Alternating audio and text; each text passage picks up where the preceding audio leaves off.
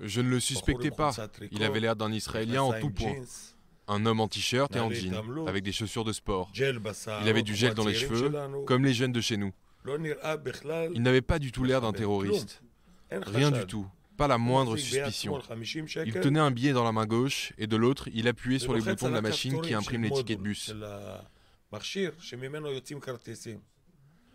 Je lui ai dit « Qu'est-ce que tu fais ?» Il a crié «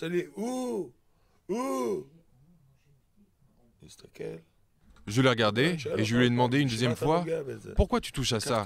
Ce n'est pas à toi. » Je me suis dit qu'il était peut-être muet, qu'il n'entendait pas ce que je lui disais, qu'il était sourd-muet. Il n'a pas prononcé une seule phrase, rien.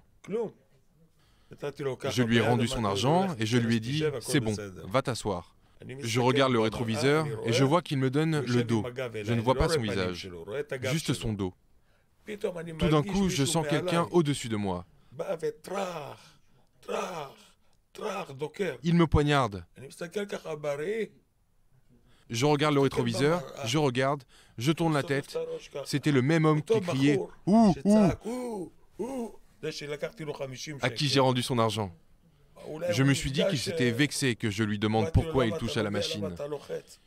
Il ne m'était même pas venu à l'esprit que c'était un terroriste, et il a commencé à me poignarder. Tout d'un coup, je vois que ma chemise est pleine de sang. Je regarde le rétroviseur, et tout d'un coup, il se met à crier « Allahu Akbar, mort aux Juifs !» Et il agresse les passagers un par un avec un couteau et un tournevis. Il en poignarde deux, passe au siège suivant et poignarde, continue et poignarde, avance et poignarde.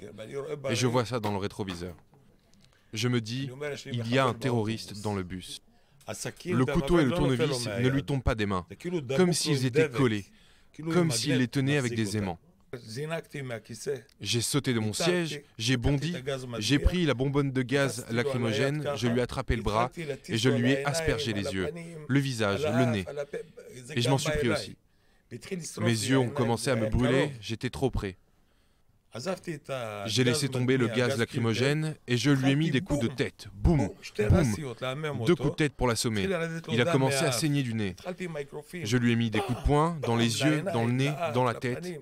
Je le frappe et il me rend les coups avec son autre main. À un moment donné, pendant que je lui tiens encore la main avec le couteau pour qu'il arrête de poignarder, je lui ai donné encore un coup de tête. Il y avait beaucoup de sang. Alors, il a dû glisser. Il m'a poignardé ici et il s'est mis à courir après Larissa. Il fallait le neutraliser. Même si je me faisais poignarder encore une fois, c'est lui ou moi.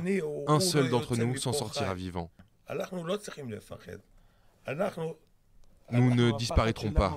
Je veux que tout le monde voit que nous sommes forts, forts et courageux. Nous nous renforcerons et nous n'avons pas peur. Nous allons les vaincre. Nous allons continuer de conduire. Nous n'avons pas peur. Pas des terroristes. Ce sont eux qui doivent avoir peur de nous.